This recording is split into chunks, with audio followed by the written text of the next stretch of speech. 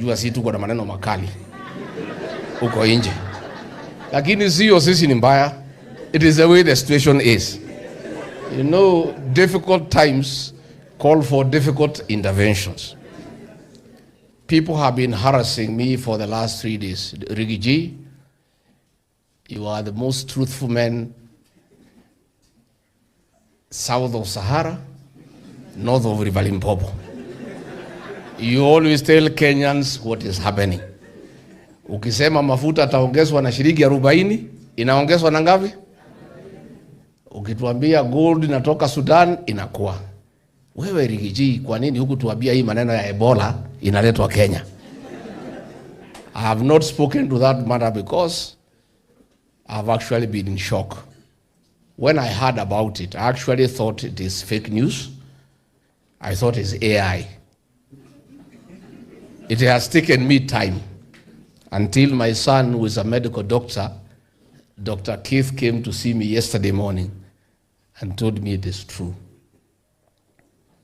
The United States government has said their citizens having Ebola should not step into their land because of the danger of any possible mishandling that can wipe the entire population of the United States of America. Then the United States of America have said, look for some country somewhere where we can take these people because we don't want them in our own. Woe unto us that the country has been identified as to where people with Ebola can be taken for quarantine, so that if something goes wrong, it doesn't go wrong in the United States, it is Kenya. We want to say this is wrong. We have nothing against the United States, but we are also a responsible country. If the US is saying this Ebola thing is so serious, we don't want our own citizens brought here because of the danger of any spread. It cannot be that Kenya, we are so good, we are so magnanimous, that we are willing to take the risk that the United States is not willing to take. I want to say this is wrong, and I want to agree with the High Court of Kenya, who have issued a conservatory order stopping the establishment of an Ebola center within the Republic of Kenya. And my son was telling me, Dad, I've come to tell you as a medical doctor, for the first time, I'm very happy you are removed from office. I asked him, how come? He said, we felt humiliated, we felt treated badly. But today I'm happy you are not part of that government because this is a reckless government. Had you been deputy president and a decision is made to allow the establishment of an Ebola center in Kenya, I will be embarrassed as your son and as a medical doctor. So I'm happy you are out of this government because you cannot be part of that recklessness of endangering an entire population. I want, with a lot of tremendous respect to the United States of America, the United States of America is the greatest, largest democracy. We admire their democracy and their observance of the rule of law and constitutionalism. We learn from the United States. We are not yet there. We would like to be like the United States in matters of democracy and the observance of the rule of law. I want to ask the United States of America, since there is a court order stopping the establishment of that center in Kenya, show us a way in observing the rule of law.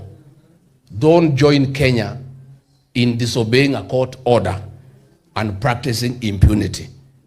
You will be taking us back. We will be wondering whether you have two standards, one for America, that is a democratic country, that observes the rule of law, respects court order, but in Kenya, you can join the Kenyan government in impunity to disregard a court order. Because I'm told, despite the court order, equipment are being brought to Nyanyuki.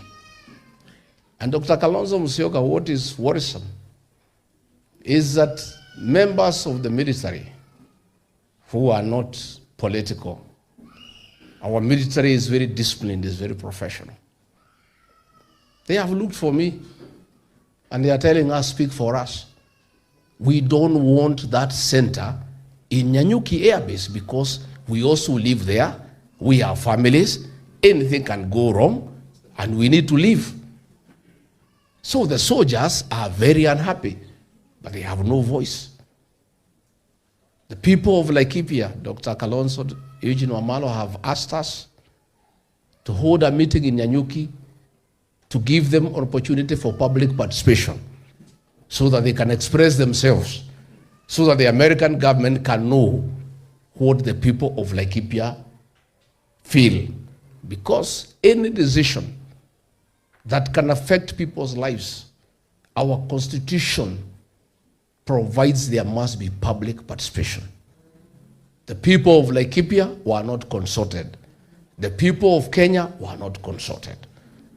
So I think in the course of the week, we'll organize a big public meeting in Nyanyuki, in Laikipia, to give the residents of that county an opportunity to express themselves as to how they feel and the danger that they see.